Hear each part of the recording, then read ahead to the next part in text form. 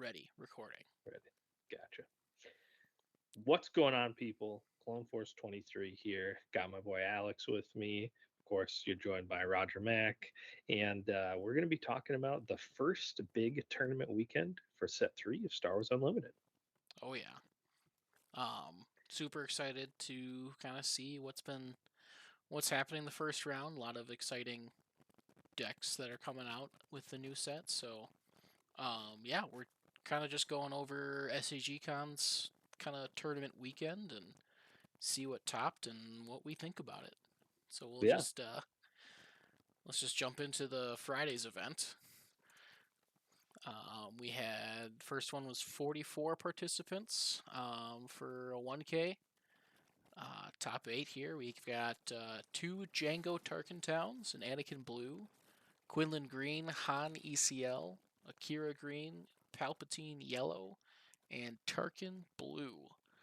Um, so they didn't actually run the top cut, so I don't think we actually know who was technically the winner of this one. But Yeah. I think this was the one where no one played it out. They just took the money and split it.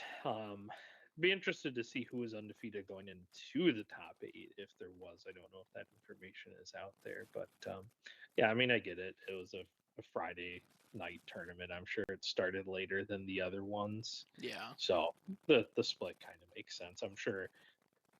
The other thing is, I'm sure all of them, if not most of these players, probably playing in the 2K the next day, so makes sense just to get your rest and take your outs and just get ready for the more expensive tournament. Probably going yeah, to be more and the competitive, but bigger payout, which yeah, I think for the next day was the 2K. yeah. Any notes But the looking at this the right now? bracket, I was going to say the bracket is like this is great to look at. Mm-hmm. Like first tournament of Set 3, and we have only one repeat leader in the top 8. Would love to see this. Yeah, it speaks well to kind of the diversity of the current, potentially of the current meta. I know it's super early. Yeah, yeah. No, I think this is a good kind of snapshot of okay, what are we going to be seeing at least for like the next month. Mm. I will say like this is first tournament of Set 3, first big one, like 2 weeks after the set came out, or one week is it 1 or 2 weeks after the set came Like barely out, two. barely two. So I think there is a lot of this like new car smell type of thing going on Oh where yeah. everyone's just running new decks just to test them and see if they work. But I mean, nonetheless, that does not mean that these tournaments were not unskilled or Mm-hmm. non-competitive in any way. So again, with that in mind, the first top 8 of the Friday, I'd love to see this like super diverse. Every color's in there compared with every other color, and again, just one leader repeat in the Mm-hmm. top 8 for Friday, which is Django, which we got to talk about at some point. But Yeah. yeah, super happy to see this. Well, speaking of Django and maybe a little less diversity in Sundays or Saturdays, um, top 8 there. A little more participants, 69 of them. Top 4 ended up splitting, so this I think was the placements that they would have been at if it was played out. Yes. Um, but yeah, first and second are Django Tarkin Towns. Set 1 Han Yellow, Django Tarkin Town, Anakin Blue, Sabine ECL, Ray Tarkin Town, and Akira Green. So a little less diversity, but also, I mean, it's a split here between like leaders that we've kind of seen, a little more repeat, and then um, the new sets. I kind of think are the ones that I think are being talked about the most. So this one may be a Yeah. little more of a proof of concept here. Yeah, for sure. And so the top 4 did play out, I think, almost all of their games. So this Oh, is the okay. actual standings. I think like the fourth place Django might have left but the Han and the first place Django played, and then the other two Djangos played their KTOD members. So this is the actual standings, Oh, even though okay. the top floor did split their prizing. Um, but yeah, looking at this one, this is something that I feel like I'd like minus Django, right? Because we didn't like know that Django was coming. But minus Django, right off the Boba ban, this is kind of what I thought I'd see, right? We Mm-hmm. got Set One Han, Sabine, Ray, Kira. Like that's like if you would have told me the four decks that'd be in the top four, that's what I would have told you. Yeah. But yeah, Django coming in and kind of replacing his son in the meta. Um, in a very strong way, very Yeah. strong representation. It wasn't just, oh, I'm gonna waltz in here and be. It's like, no, back off. Yeah. It's my Fetch Fire Spray now. Exactly. Yeah, Yeah, I like to see Ray in there. I think Ray was one of those decks before, Boba's suspension where it was like, that's a really great deck, but if Boba had their line, it was just super punishing, I think, in that deck. mhm. So kind of nice to see a deck that had a lot of potential, but is kind of a drawback there. Um, Now kind of getting its time to shine. Um, I think, if anything, I think Sabine almost feels underrepresented. And we'll Yeah, kind of talk about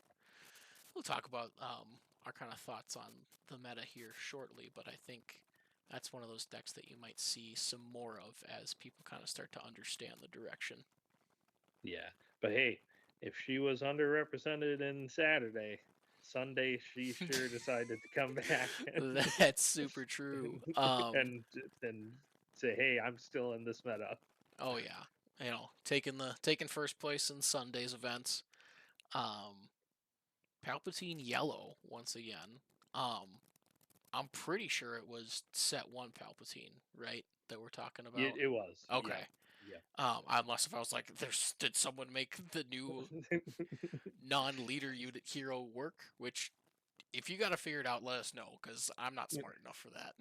Yeah, Uh, yeah. No one, um, no one's got a list for that yet. It's too yeah. crazy. Um, Anakin blue in both third and fifth. Fourth place being Bosk yellow. That's actually really interesting. I just realized I messed up the colors on sixth place, but it's Yoda yellow, not Yoda red. Um, uh, Quinlan green and Luke green. So I think the most diversity out of this one, I would be surprised. I'm surprised. I would wondering if Django was represented at all in these 40 participants. Um, Yeah, if they weren't, this makes sense. If they were, I really want to talk to these people to kind of figure out how they managed to work out that problem. But yeah, yeah. If anything, it's like good on both sides, right? Hey, if there was a lot, probably not obviously as much as yesterday, but if there was a lot of Django representation, great to see that it's not unbeatable, right? It's not Boba. mm-hmm, And I watched plenty of these games on stream. Shout out to McClunky Gaming. They streamed the Friday and Saturday tournament. You guys can go to their Twitch channel and watch the VODs, which I encourage you to do. And yeah, the games that I was watching, it wasn't like, hey, Django was like, oh my gosh, crushing Sabine mm-hmm. or, destroying this matchup. So yeah, even if there was the same amount of players, I'd believe this top eight, right? I believe, hey, sometimes it's just the matchups you pull and how you play into them. I mean, incredibly unlucky for the Valve player that the only Sabine deck is the one that he faced in the Yeah. finals. That's like the most unlucky finals ever for him. mm-hmm. Yeah, But but getting that far is pretty darn great yeah, for Palpatine. great. Yeah, super good. Um, and yeah, overall, this is probably like the most fun top eight. I would have loved to be a part of this top eight, just seeing who's there.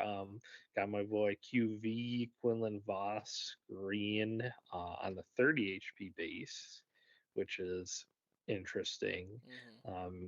Got two Anakins in the top for this one, and then yeah, we just got some like outliers, like straight up just would not have expected this to sit across the table from me. Yeah, Um, with Bosk Yellow, Yoda Yellow, and Luke Green, who kind of yeah, seems to be the people are talking about him being the savior of this meta already with those shields that he can pop on stuff. yeah. I think that's pretty big. Um, but yeah, yeah. With all the events that we kind of had, kind of talking about who we're watching, as we kind of form the set three meta, and I think the top four are going to be Django, Anakin, Quinlan, and Sabine. Um, I think mostly because, and looking at the top lists out of these tournaments, I think the most dominant colors were red and yellow. I think they're still probably some of the most impactful cards are in those. I think with Django as well, kind of having both of those, kind of the cunning and aggression, kind of puts them at a really great start in most of their matches. Um, we saw kind of the Boba Red before the suspension kind of start getting some traction, but I think Django just does that a little bit better with its ping ability. And I think you said this at one point, but it was, kind of the truest tempo feel. Yeah, yeah, Django just feels like, hey, this is like how Cunning was supposed to be played. Like he is a straight up tempo deck. Like he is the the literal like physical cardboard representation of tempo, Hmm. where he's not even doing anything like crazy. He's just tapping your guys, exhausting them while he's being aggressive to your base. Um, yeah, looking at all the Jenga lists, it's not like they're playing anything outrageous. Like you don't look at it and go, wow, like oh my gosh, they're playing all these broken cards. I don't even know if there's any legendaries in that deck. I think the only legendary is the Kylo ship, and that's Mm. just because it's a 3/2 ship in space. Yep. Um, but yeah, the only like card that seems super broken in it is Fire Spray, which we already knew. And Django himself coming out as a 3/7, which are kind of seen with Quinlan Voss too. Does that 7 HP on 5 still feels like it's real tough Yeah. to deal with that. Yeah, that's the stat line that that's that defense stat of 7, like even like on, resource 6 with Anakin, that still is difficult. That Yeah, still doesn't feel ideal. Like going up against that, I'm typically trying to put something down or some level of like removal or weakening if I'm playing blue to then go in and deal with it after. Um, yeah, I think that's where, you know, I think a lot of Quinlan decks like the 30 HP base. Um, and I think in most instances, like it may make sense with the line that you don't have to worry as much about ECL or having to ECL something in to like kind of catch up or kind of put the pressure on. But I think with those 7 HP leaders, you want that. I mean, even if you are just waiting to line up that Ayla play. right. Yeah, it's tough, especially with like the rise of Tarkin Town. Not only just Django being one of the most represented decks already playing Mm, Tarkin Town, but there are a lot of we've got Obi-Wan, we've got Yoda, a lot of these blue-red hero decks floating around, and all the blue ones, Yoda, like I said, Obi-Wan, and then Rey, all run Tarkin Town as their base with that. So there's a lot of like this non ECL stuff going on just because of the rise of Tarkin Town, which has always kind of been like the anti ECL base. You mm-hmm. play this into an ECL meta, and I think since Boba Ban, everyone was a little hype on Sabine being so much of a problem that that's why Tarkentown is getting utilized a lot more. So who knows? Maybe in the future we just see the loss of ECL the Hmm. first time it's kind of been kept in check, and then maybe Tarkentown, and then we all just play 30 HP bases. Yeah. Have a good time. Yeah, absolutely. Um, Yeah. yeah, but looking at the tournament so far and just from our own kind of gameplay, I feel like these four leaders we're going to start seeing the most out of in this new set. Um, Obviously, because they were successful this weekend, and I think they just are set up in the best way to kind of take on what's the meta is looking like. Talked about Django a bit. Anakin is potentially and arguably has one of the greatest, if not the greatest, leader side ability.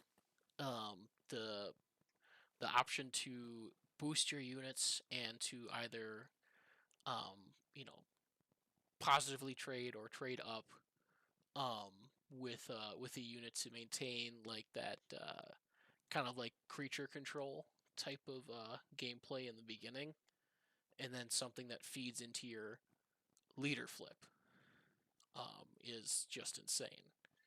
Um, Sabine, I think, is still just going to be extremely present. There's not a whole lot of like, um, there's not a whole lot of control out there that they might have troubles with. Quinlan might be the newer mid range option to deal with that, but again, it's not as consistent as what Boba could have been or was in the previous meta. So I think I don't know what much else you're changing out of Savine, outside of set three. Maybe for Yeah. ECL you might try Ayla around, but I think the biggest change everyone's talking about is just Bright Hopes might just go into the main to just deal with those space heavy decks. Yeah. Yeah, just in a shell, honestly, these four leaders, they're all kind of, I wouldn't call them all aggro decks, but they're all definitely aggressive, right? Hmm. But what I like is they all kind of do their own special thing, right? Like Sabine is this aggro rebel synergy. Quinlan is, you ramp, get a general's blade on him, cheat out big units. Anakin is taking these good trades, trading up with his smaller units so that he can come out and be super impactful. And then Django is, like we said, this tempo deck. So we have this meta where there's a lot of like mid range to just straight up aggro decks. And yeah, I think Control has it rough this meta with Boba being gone. Um, Everything can be a little bit more aggressive because I think Boba kind of kept those aggro decks in check. Hmm. And now I if I was sleeving up Control, I'd be like, man, every tournament I'm going to play in is just going to be rough. Got to play real low to the ground with your main deck and then side into the late stuff. I think so. As an aggro player, I love that. Oh yeah. As someone who notoriously hates blue green villainy, that's real great to see. But we did see some in the tops. Hmm. I think it was just Kira actually, if I'm thinking about it, Yeah. as far as blue green villainy. But Yeah, it was just Kira, and that makes sense. I think maybe if I were to think about it, I think I might try Krennic first before Kira. Um, just for that restore factor, and again, 7 HP leader is great. Um, yeah, I also threw Yoda at the bottom, and that might be because of my own bias, because it's the first showcase I actually traded for. But I think there's something. I think there's something there. We saw the Yoda yellow top on Sunday. I actually sleeved that up for my first set three locals and did fairly well. I think there's some things that I would change, but there's a lot of value in being able to kind of craft the hand there. I think yellow might be the option to kind of keep up with what's going on everywhere else. Um, but I think you might see more of that from some other people, hopefully. Yeah.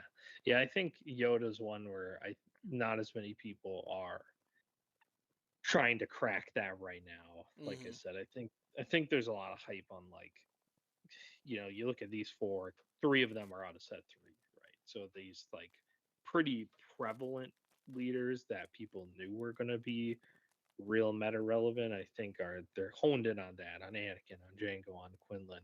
And Hmm. I think once that kind of dies out for the first month and people start getting into the other stuff, we'll see some more like haven't seen a Nala say do anything relevant yet, or Yeah. Yoda.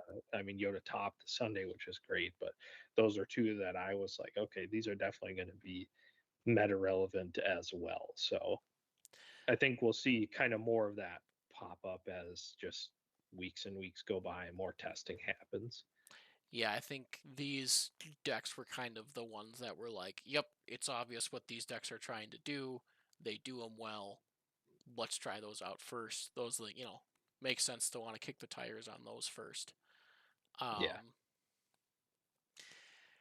yeah, I don't know what else set three might bring, um, but I know that we're probably going to continue to see these guys and probably some iterations of that that might make them look a little bit better.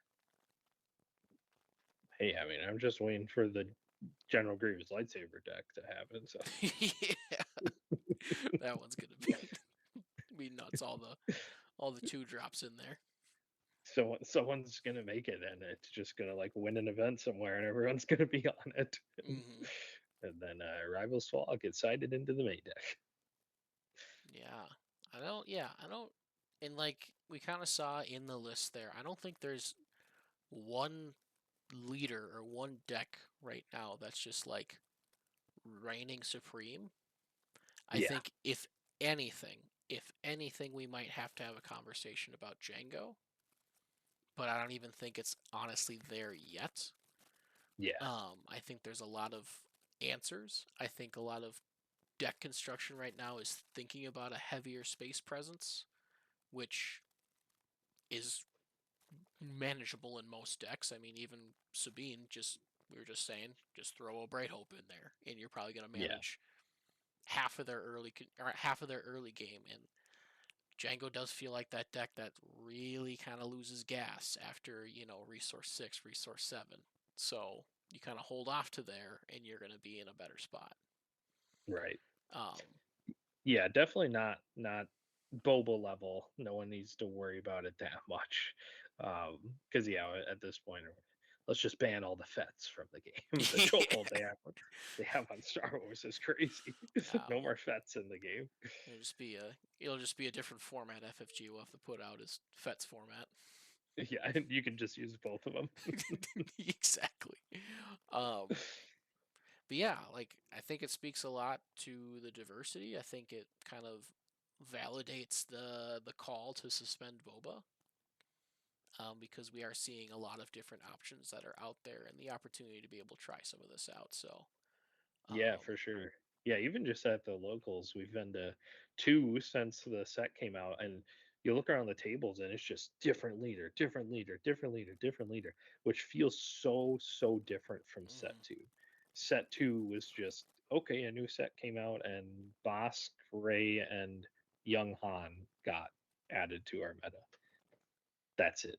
And then it was just still people playing Sabine, mhm, playing blue green villain, playing Boba, of course, above anything else. yeah, And even just the week one of set two was like no one changed anything. But this one, our first week, it was like, oh my gosh, everyone's playing different decks. I know we all took set three leaders to that to the locals, which is mhm, super fun to be able to do. In fact, I don't even think I have a deck sleeved up right now that is anything other than a set three leader yeah, at the moment. So that's I super satisfied with this set. Super hyped about that we have this huge fun like actual change to the game. yeah. Um, big opportunities here.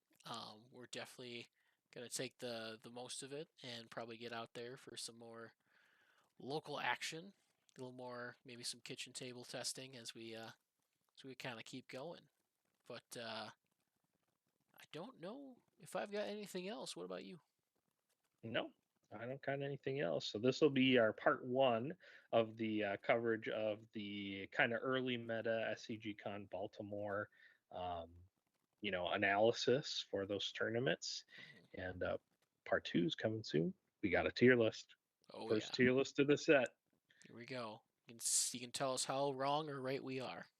Yes, all those tier list boys. You just want to skip to the end of the video. hmm But Yeah, yeah, well, if you're liking our content, make sure you're subscribed. Give us a like or a comment.